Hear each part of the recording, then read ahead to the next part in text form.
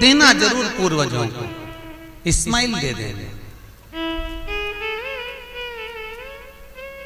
लोग कहते हैं ये 16 दिन अच्छे काम नहीं करना चाहिए, 16 दिन ये मत लो, 16 दिन वो मत लो।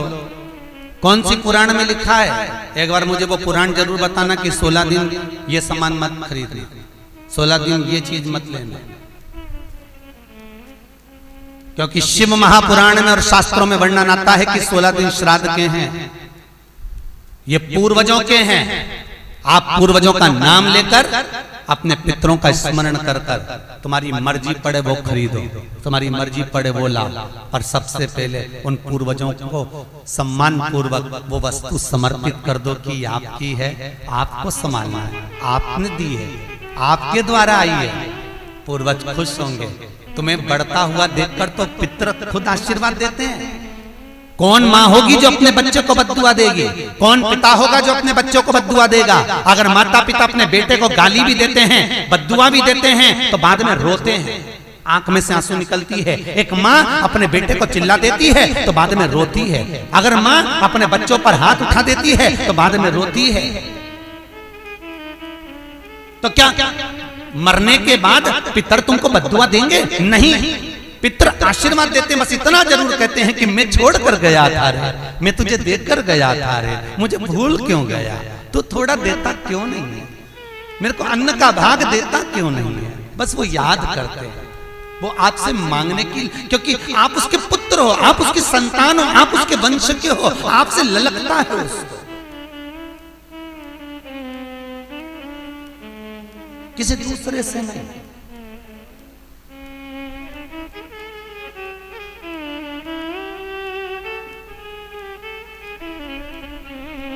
प्रेम दीजिए।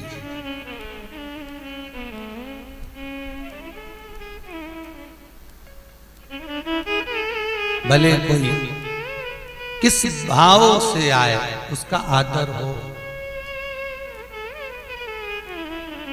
उसका सम्मान। कई लोगों का प्रश्न होता है, गुरुजी हम 4 भाइयों का परिवार है, पर पितृ दोष मुझ पर ही क्यों आ रहा है? मैं ही क्यों तकलीफ भोग रहा हूं? मेरे को ही क्यों कष्ट आ रहा है? मेरे ही क्यों पांव दुख रहे हैं? मेरे घर में क्यों ऐसी परेशानी आती है? सबकी सब तो सुखी है। ध्यान रखना, पितरों का जिससे लगाव होता है और जिसको पितरों ने दिया होता है, पूर्वजों ने दिया होता है, भगवान ने दिया होता है, लालसा उसी से होती है। भीख मांगने वाला, भिक्षा मांगने वाला भिखारी भी होता है, भिक्षुक भी होता है।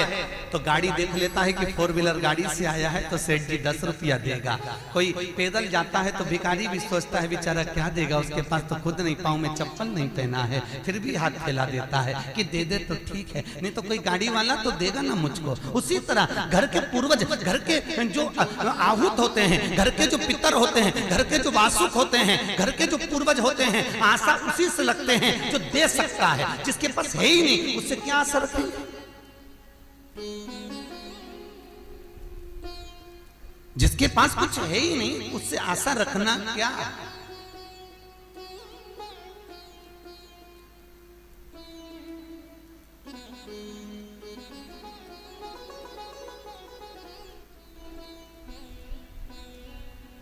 कई लोग कहते हैं गुरुजी हमारे पास देने के लिए कुछ भी नहीं, हम हमारे पूर्वजों को क्या? मत दो ना, इस्माइल तो दे सकते हो। जिस दिन तुम्हारे पूर्वजों का श्राद्ध है, तुम्हारे पास में खिलाने के लिए अन्न नहीं है, तुम्हारे पास देने के लिए दान नहीं है, तुम ब्राह्मण को घर में नहीं बुला सकते, कोरोना महामारी चल रही है, तुम कुछ भी नहीं दे सकते, तुम्हारे पास देने के लिए वस्त्र नहीं, आभूषण नहीं, कुछ भी नहीं, मत दो।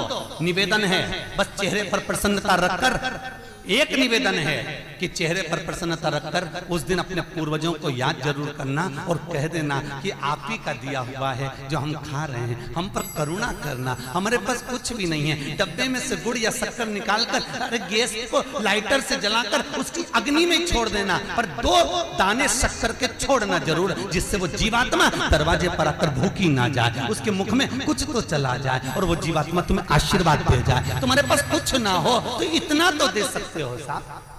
स्माइल तो दे सकते हो, प्रसन्नता तो दे सकते हो, मीठी वाणी तो दे सकते हो, अपने पूर्वजों को याद तो कर सकते हो, अपने इष्ट को याद तो कर सकते हो, जिसने दिया है उसका गुणगान तो गा सकते हो।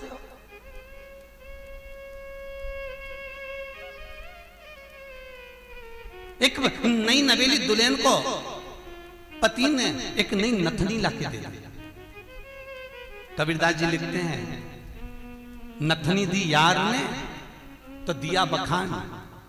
यार ने केवल एक नथनी लाकर दी है, पति ने केवल एक नथनी लाकर दी है, सोने की बड़ी सुंदर, सबको दिखा रही है, घूंघटे में उघाड़ उघाड़ कर दिखा रही है, मेरे पति ने दी है, झुमका बार बार दिखा रही है, मेरे पति ने दी है, मेरे पति ने दी है। एक नथनी मात्र 2000, 5000, 10,000, 20,000, 25,000, 50,000, 1 लाख, 2 लाख की नथनी पति देता है तो सारे जगत को दिखा देते हो। वो परमात्मा देता है तो किसको क्यों नहीं बोलते कि उसने दिया है, उस पूर्वजों ने दिया है। वो छोड़ कर गए थे तो हम खा रहे हैं, अगर वो छोड़कर नहीं जाते तो रोड पर मिल जाते। लोग कहते हैं हमारी माँ ने हमको क्या दिया, हमारे पिता ने हमको क्या दिया, सब उसको देकर चले गए। भले वो किसी को दे जाएं पर आशीर्वाद लिए बगैर मत जाने देना। भले वो कितना भी पक्षपात करें, भले वो कितनी भी बेईमानी करें, भले वो कितना भी कपट करें, वो सारी जायदाद उठाकर किसी को भी दे दें, पर उन माता पिता का सम्मान जरूर करना, क्योंकि वो मरते मरते आशीर्वाद जरूर दे जाएंगे कि मैंने तुझे कुछ नहीं दिया, ले मैं तुझे आशीर्वाद देता हूँ, और तुम्हें आशीर्वाद मिल गया तो तुम निहाल हो गए। वर चाहिए, आशीर्वाद चाहिए, धन दौलत नहीं। श्राद्ध पक्ष की कथा कहती है, ये श्राद्ध पक्ष का जो वर्णन गरुड़ पुराण में कहा गया कि जीवात्मा सबसे पहले जाती है तो घर पर जाती है, जैसे जट्ठा और मट्ठा की कथा।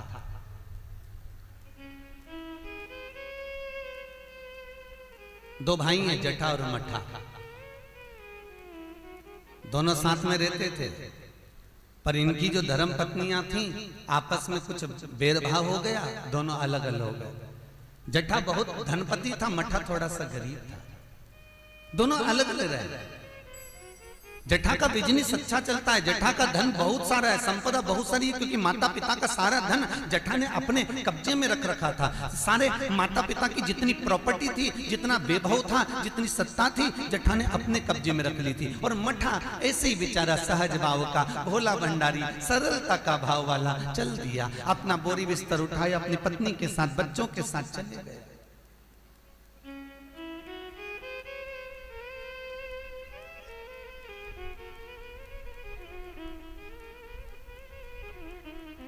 सोलह दिन श्राद्ध किया गया।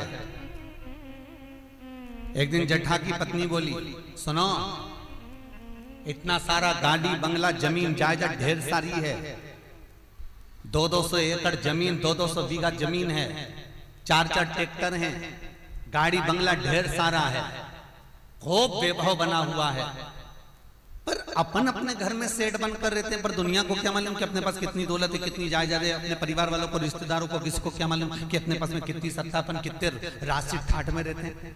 तो पति बोला क्या करना है, पत्नी बोली एक काम करो, तुम्हारे जो पिताजी मर गए थे उनका श्राद्ध आ रहा है,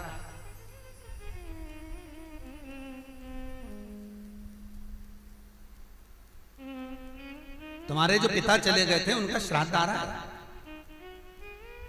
एक काम करो, अपन अपने पिताजी का श्राद्ध रख देते, और श्राद्ध रखेंगे तो मेरे मायके वालों को और आपके पूरे परिवार वालों को, जो आपके रिश्तेदार हैं, मित्र हैं, दोस्त हैं, और मेरे मायके वाले, मेरी सहेलियां, मेरी बेस्ट फ्रेंड, सबको बुला लें, और उनको बड़े प्रेम से अपन भोजन करा देंगे। इतने में जट्ठा बोला कि भोजन बना तो, खिला तो देंगे, पर भोजन बनाएगा कौन, इतना सारा फैला हो जाएगा, उठाएगा कौन। इतने में तुरंत जट्ठा की पत्नी बोली, वो देवर और देवरानी क्या करेंगे, बाप तो उनका भी था, पिता तो उनका भी था, वो आए देवरानी, और देवरानी आकर भोजन बनाए और देवर आकर बर्तन मांजे। चलो निमंत्रण सबको देने जा रहे हैं तो उनके घर भी चल जाए। आवाज लगाई, मट्ठा, अरे ओ मट्ठा। मट्ठा ने दरवाजा खोला, छोटा सा झोपड़ा, गोबर से लिपा हुआ घर। मट्ठा हाथ जोड़कर बोला, बड़ा भाई आया है, बैठो भैया, हम बैठने नहीं आए तेरे घर में, कल पिताजी का श्राद्ध है, तेरे को बर्तन मांजने आना है, दुल्हन को भोजन बनाने आना है। श्राद्ध पक्ष में हमने ब्राह्मणी ढूंढी थी, बामनी भोजन बनाने वाली मिल नहीं रही है, सब लगी हुई है इधर उधर। देवरानी को ले आना। भाभी हम आ तो जाएंगे, पर निवेदन इतना सा है कि पिताजी का श्राद्ध है, तो मन कर रहा है कि हम थोड़ी सी धूप छोड़ दें, इसके बाद आ जाएंगे। इतने में तुरंत भाभी बोली, सुन रे मठा, आना हो तो सुबह जल्दी आना, क्योंकि रखे हुए बर्तन कौन मांजेगा, भोजन कौन बनाएगा। इतनी देरी से आना है तो केवल क्या खाने आ रहे हो? आने की जरूरत नहीं है, तुम दोनों की जरूरत नहीं है मेरे को, मत आना तुम। छोड़ दिया। जेठा गया, अपने ससुराल वालों को बुला लिया, मायके वालों को बुला लिया, सबको बुलाया। पितृलोक से जिसकी तिथि होती है, पितरों के भगवान जिनका नाम है आर्यमा स्वामी, कौवे पर बैठकर जिसकी तिथि होती है, उस तिथि के जीव को कौवे पर बिठाकर आर्यमा स्वामी लेकर आते हैं, और जिसकी यहाँ श्राद्ध होती है उसकी छत पर कौवा छोड़ते छोड़ते जाते हैं। इसलिए हिंदू धर्म में श्राद्ध में कौवे का बड़ा महत्व होता है, क्योंकि पितरों के देवता आर्यमा स्वामी कौवे पर बैठते हैं, और उसी कौवे पर हमारे घर के जीवों को लेकर आते हैं। और सबसे पहले वो जीव कहां जाता है श्राद्ध पक्ष में? बहुत ध्यान से सुनना गरुड़ पुराण का ये चरित्र। सबसे पहले वो जीव कहां जाता है? जो घर का सबसे पुराना घर होता है, जहां पर घर का बड़ा बेटा रहता हो, जहां पर घर का पुराना मकान हो, पुराना घर हो, वहां वो जीव जाता है। 3 वृक्ष पितरों के तुल्य हैं। पहला पीपल, दूसरा बट वृक्ष, तीसरा बेलपत्र का वृक्ष। बेलपत्र का वृक्ष कभी अनायास श्राद्ध पक्ष में आप कुछ भी ना कर पाए, कुछ भी ना कर सकते हो, तो एक पत्ते के ऊपर कोई सा भी पत्ता ले लो, चाहे पान का ले हो, कोई पीपल का ले हो, कोई भी पत्ते के ऊपर एक पुड़ी, थोड़ा मीठा थोड़ा नमकीन रखकर अपनी कामना कर कर अपने पूर्वजों के लिए इन 3 वृक्ष के नीचे 16 श्राद्ध में किसी भी एक दिन आप वो भोजन को रखकर आ जाइए। अपनी कामना कर कर सुख का अनुभव होगा, पितरों को शांति मिलेगी। एक जट्ठा और मट्ठा की कथा हमने पहले कही है, वो भी हमारे पेज पे डली हुई है, आप उस पे से निकाल कर सुनना।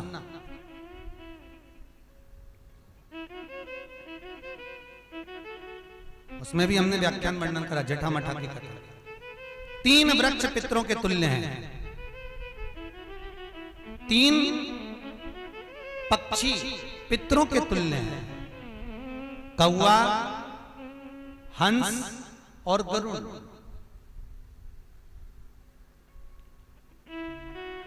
एक कौवा और एक स्वान, कुत्ता, ये 2 ऐसे होते हैं जिनको 20 मिनट पहले, आधे घंटे पहले, 1 दिन पहले, 24 घंटे पहले, 48 घंटे पहले क्या होने वाला होता है, कौवे को और स्वान को भान हो जाता है। क्यों?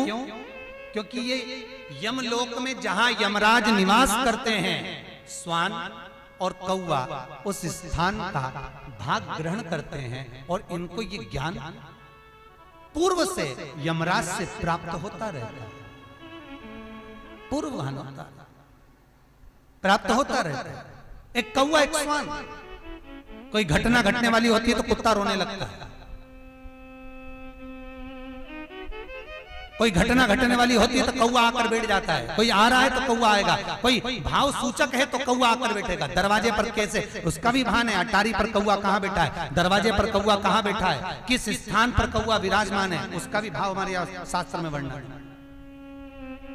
3 पक्षी, 3 वृक्ष पितरों के तुल्य हैं। पक्षियों में कौवा हंस और गरुण ये पितरों के तुल्य, जो अधोगति में मर जाते हैं, जिनको पिंड नहीं मिलता, तर्पण नहीं होता, ब्राह्मण का भोज नहीं मिल पाता, जो मर जाते हैं, जिनका अंतिम संस्कार तक नहीं होता, जिनकी गति बिगड़ जाती है, ऐसे जीव कौवे के अंश में प्रकट होते हैं, जो पूर्ण फल लेकर जाते हैं। पितृलोक में जगह नहीं होती, बैकुंठ में जगह नहीं होती, कहीं अगर जगह नहीं है देवलोक में, तो इनको कौवे के अंश में, गरुण के अंश में या हंस के अंश में डाल दिया जाता है। महाराज फिर अगला वर्णन किया, 3 पशु, कुत्ता, गाय और हाथी, ये पितरों के तुल्य होते। शिव महापुराण की कथा कहती है, अगर श्राद्ध पक्ष में गया नहीं जा सकते, तो गाय के मुख में गयासुर ने वर दिया था कि गाय के मुख में अगर कोई गया नहीं आ पाएगा, तो गयासुर 16 दिन गाय के मुख में निवास करेगा। और गाय के मुख में श्राद्ध के समय पर अगर कोई रोटी देगा, श्राद्ध के समय पर जो भाग देगा, उसको गया जी में पिंड करने का पुण्य फल प्राप्त होगा। ये गयासुर का वर गौ माता के लिए था। तो गाय के मुख में 16 दिन तक गया क्षेत्र का पिंड का भाग प्राप्त होगा। कुत्ता, गाय और हाथी। स्वान को रोटी क्यों देते हैं? क्योंकि स्वान पितरों को अपना भाग प्रदान कर देता। स्वान रखता नहीं है, चुका देता। फिर 3 जलचर है महाराज, जो पितरों के तुल्य हैं, मछली, कछुआ और नाग। पिंड जो बनाया जाता है वो पानी में दिया जाता है। मछली जिसको पाती है वो पितरों को प्राप्त होता है। कछुआ श्रावण के इस 16 श्राद्ध के अंतर्गत कछुआ यदि आपके दिए हुए भाग को पा लेता है, तो वो जीव उसी समय पर तर जाता है। और महाराज नाग, वो भी पितरों के तुल्य माना। इन 3 पितरों के क्रम का वर्णन किया गया है। भगवान शिव ओगड़दानी बट का वृक्ष के रूप में ब्रह्मा को बना देते हैं, और शंकर बटकेश्वर महादेव के रूप में विराजमान हो जाते हैं। ऐसा सुंदर प्रसंग शिव महापुराण में वर्णन किया।